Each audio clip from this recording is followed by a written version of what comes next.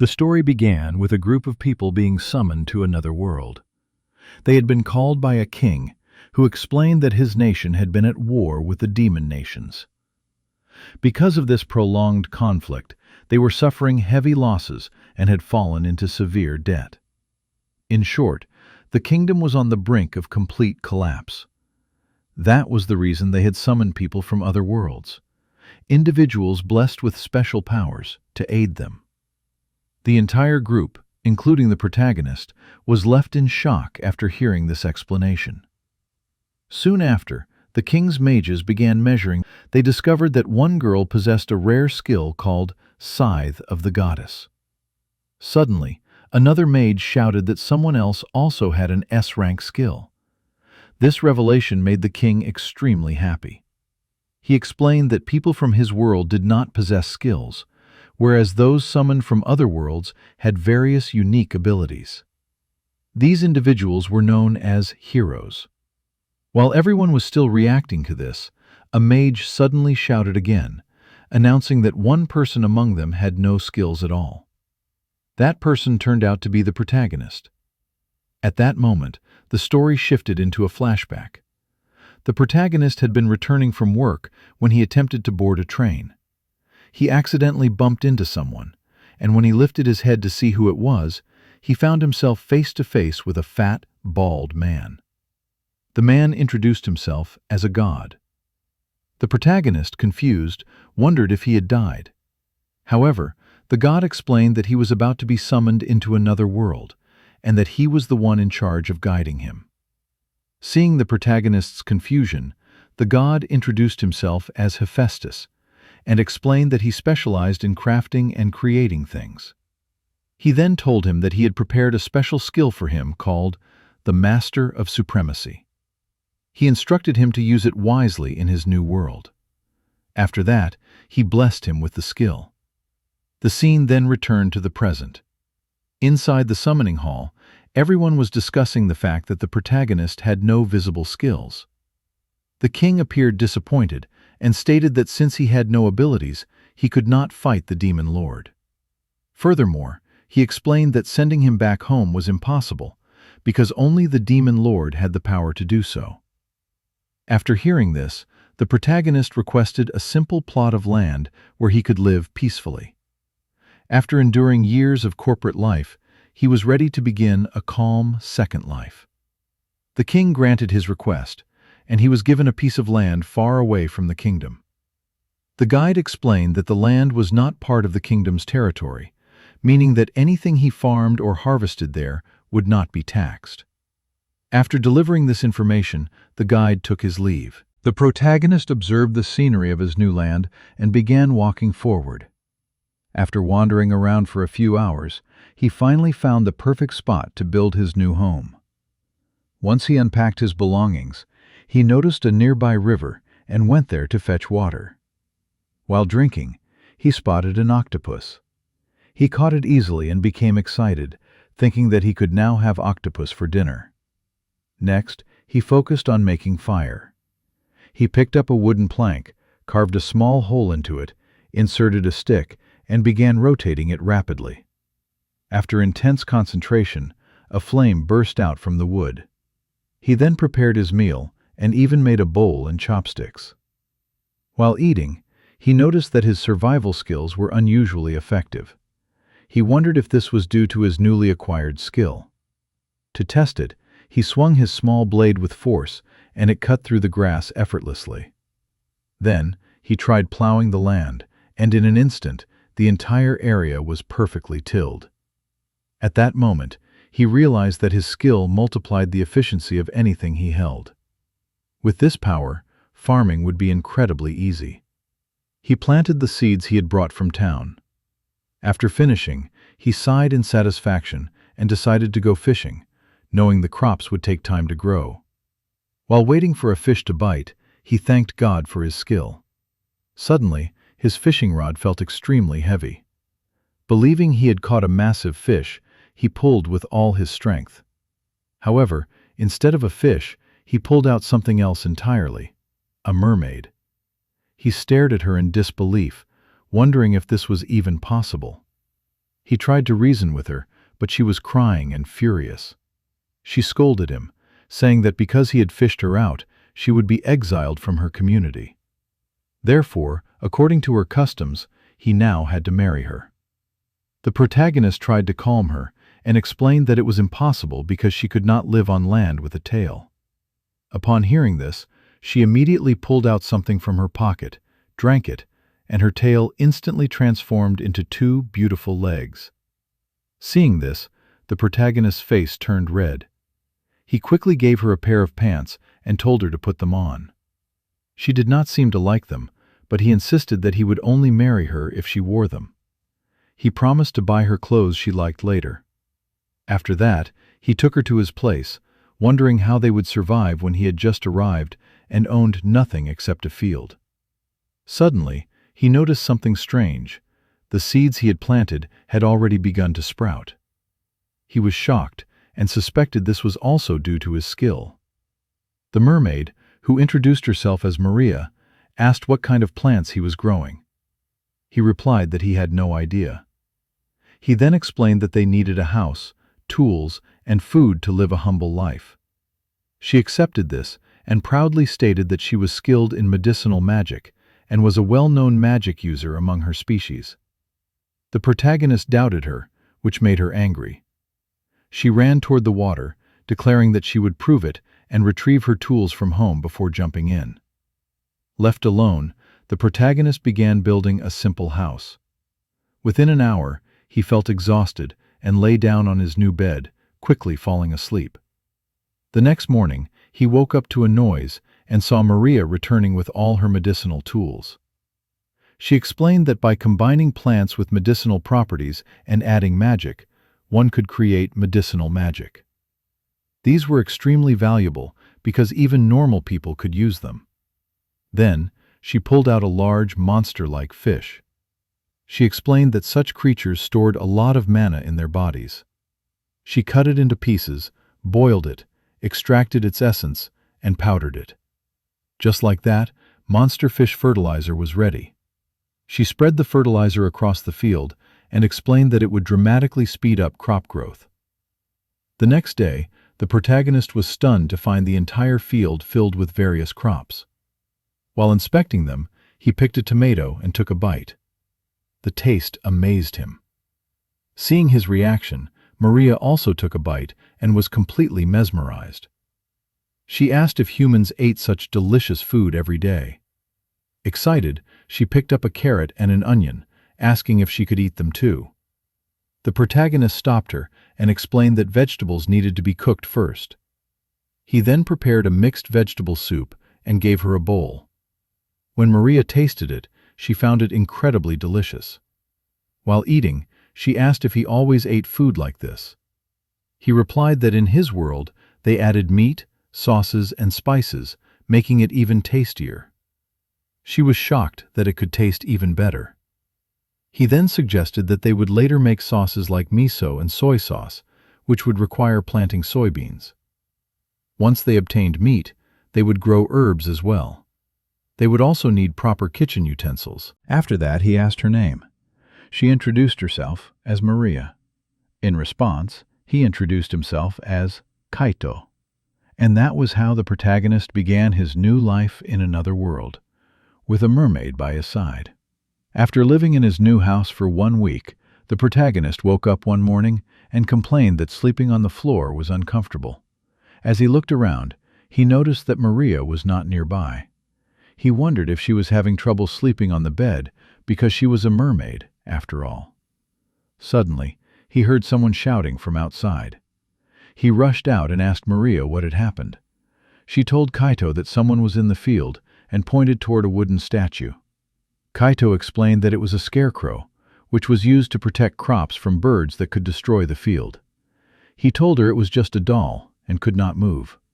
However, the moment he turned around, the doll suddenly came to life and ran toward a group of birds. Kaito stood frozen in shock.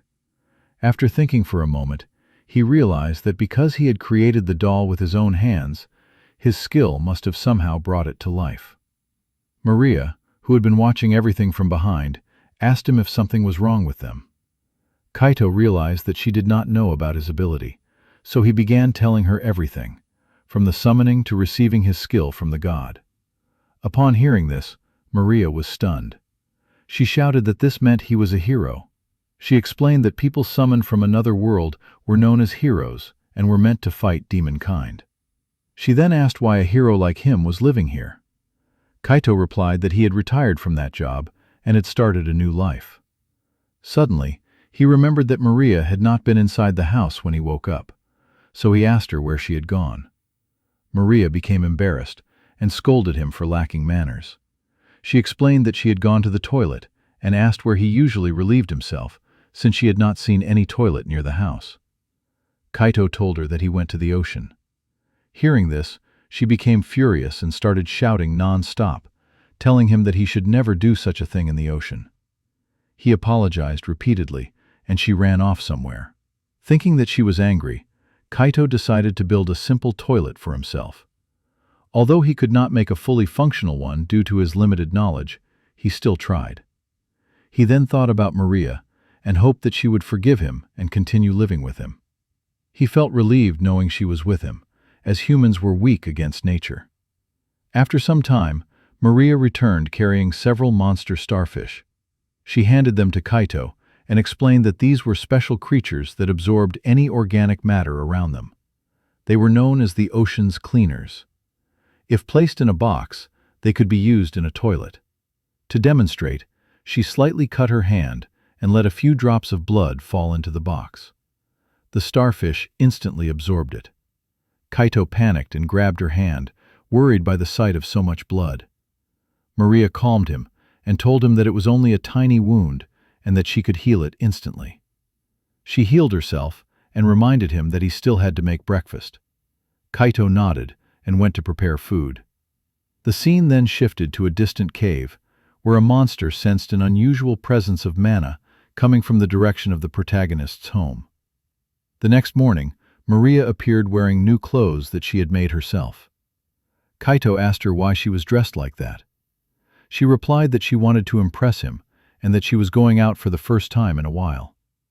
Confused, Kaito asked where she was going. She replied that she had found a dungeon nearby. He asked if she meant the kind of dungeon where people ventured underground, searched for treasure, fought monsters, and faced a boss on the lowest floor. She told him it would be easier if he saw it himself. After traveling for 2 hours, they finally reached the dungeon. Maria explained that it was a cave-type dungeon. Dungeons formed where large amounts of mana accumulated. When this energy remained stagnant for a long time, it became dense and heavy. Eventually, it transformed into living beings, monsters. Hearing this, Kaito became scared and hesitated to enter. However, Maria had already walked inside. Realizing that staying with her was his safest option, he hurried after her. As they went deeper, a group of monsters attacked them from behind. Maria noticed and shouted for Kaito to stay back. She pulled out 3 elixir containers and threw them toward the monsters. A massive explosion followed. One monster froze solid, another was struck by lightning, and the third melted down to its bones. She proudly declared that she could also make battle medicines. They continued deeper into the cave. Suddenly, Kaito noticed something on the ground. He picked it up and realized it was a sword.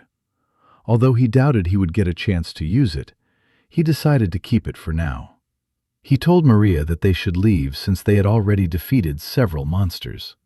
However, she refused and explained that something felt strange about this dungeon. Based on the layout and monster patterns, she suspected that these monsters were being led by a master. A dungeon with a master was rare and extremely dangerous. They moved forward cautiously. Maria explained that only 2 species could become dungeon masters, one of them being a dragon.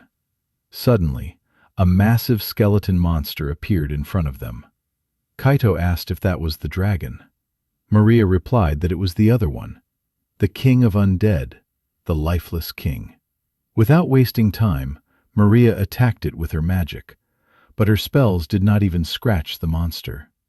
Then, Kaito charged forward with his new sword and struck it with a powerful blow. The monster collapsed and admitted defeat. They then learned that the sword Kaito was holding was a holy sword that once belonged to the monster. Kaito tried to return it, but the creature explained that holy swords had their own will, and this one had chosen Kaito as its new master. After losing both the battle and the sword, the dungeon master became hopeless. It begged Kaito to accept it as his underling. Kaito hesitated, but Maria insisted that it could be useful, so he agreed. They introduced themselves as Maria and Kaito. When the dungeon master tried to introduce himself, he realized that he had forgotten his name. The only thing he remembered was that he had once been a high-ranking officer of a church. Kaito decided to call him Master, since he had once held a high position. Before leaving, Kaito told him that he could visit any time and promised to make him a special mixed vegetable soup. They then returned home. The next morning, Kaito was extremely happy and excited. He had just finished building a forge. Maria approached him and asked what he was building this time. He told her that they had received mana metal from the dungeon master, so he decided to craft something from it. Maria wondered what kind of powerful weapon he would create, perhaps a mana sword or something similar. However, when he finished, he presented her with a knife and a frying pan. Maria looked confused. Kaito then demonstrated their use by cutting vegetables with the knife and tossing them into the hot pan. After cooking, he seasoned the dish with salt and pepper and presented her with a new meal: vegetable stir-fry. When Maria tasted it, tears formed in her eyes from happiness. She found it incredibly delicious. She asked if he could make more dishes like this, and whether he needed any special ingredients. Kaito replied that he would love to cook meat with vegetables. Maria instantly agreed. She had always wanted to try meat. After finishing the meal, she invited him to hunt mountain-type monsters for their meat. Hearing the word monsters, Kaito immediately thought of the terrifying ones from the dungeon. However, Maria explained that there were edible monsters such as ripper deer and square boars. Kaito then asked if that meant there was another dungeon nearby. Suddenly, Maria stopped walking. She looked ahead and saw a group of monster boars approaching them. She told Kaito to prepare for battle. Trembling, Kaito pulled out his holy sword and faced the boars. After slicing through them one by one, he finally managed to defeat all of them. However, there were too many to eat at once. Maria suggested that if he cut them into smaller pieces, she could freeze them with her magic. Kaito then built a small hut, which became their freezer, and they stored all the frozen meat inside. Maria, now extremely excited and impatient, begged him to cook a new recipe immediately. Since square boars were basically pigs, Kaito decided to make fried pork cutlets. However, he lacked proper ingredients. Making breadcrumbs was difficult, and the real problem was that they had no eggs. He asked Maria where they could find eggs. She suggested looking in the mountains for bird-type monsters, but Kaito refused. As they were thinking, Kaito suddenly felt an overwhelming aura coming from the sky. They both looked up and saw a dragon approaching.